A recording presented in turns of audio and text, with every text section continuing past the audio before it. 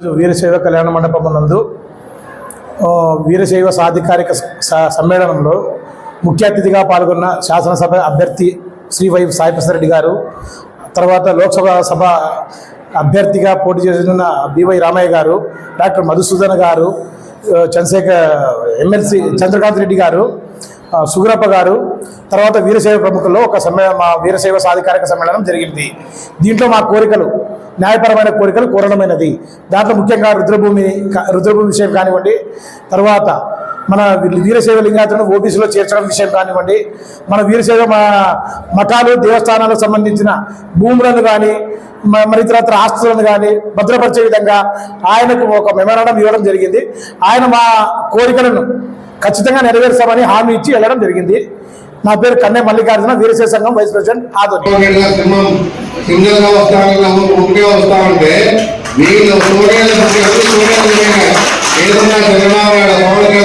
BJP వాళ్ళతో కలిసి ఏదో రకంగా అధికారంగా రావాలని ప్రయత్నం చేస్తాం.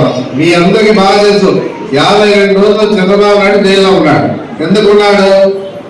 దోచుకున్నాడు కాబట్టి. రాష్ట్ర ఖజానా నుంచి స్కిల్ డెవలప్మెంట్ లో డబ్బులు దోచుకున్నాడు, రింగ్ రోడ్ లో డబ్బులు దోచుకున్నాడు. ఏ రకంగా దోచుకున్నాడు? 1000 కోట్ల డబ్బులు దోచుకుని ఈ రోజు చంద్రబాబు నాయుడు ఫోన్ లేకుండా, ఎందుకంటే అన్ని స్కేల్ తెచ్చుకుంటా ఉన్నారు. అధికారం ఉంది కాబట్టి ఎన్ని కేసులు వేసినా కూడా స్కేల్ తెచ్చుకొని కాలం పడతా ఉన్నారు. ఈ రోజు ఉండే పరిస్థితిలో జగన్మోహన్ రెడ్డి వచ్చిన తర్వాత సెంట్రల్ గవర్నమెంట్ వాళ్ళతో కలిసి మాట్లాడుకుని ఇంకా చేసింటే అవినీతి మంది కూడా చెప్పేసి బట్టపై చేసిన తర్వాత 52 ఏళ్ళు జైల్లో ఉన్నాడు.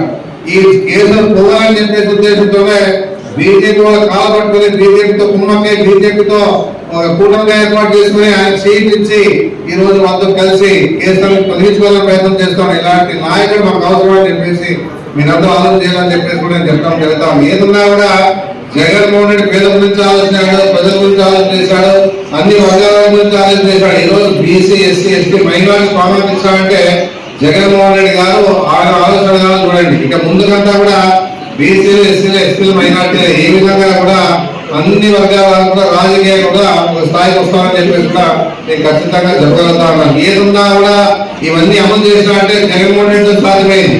మొన్న మినిస్టర్లో కూడా మన క్యాబినెట్ లో కూడా దాదాపుగా 70% బీసీ, ఎస్సీ, మైనారిటీలకు ఇచ్చి మినిస్టర్లు ఇచ్చినాడు.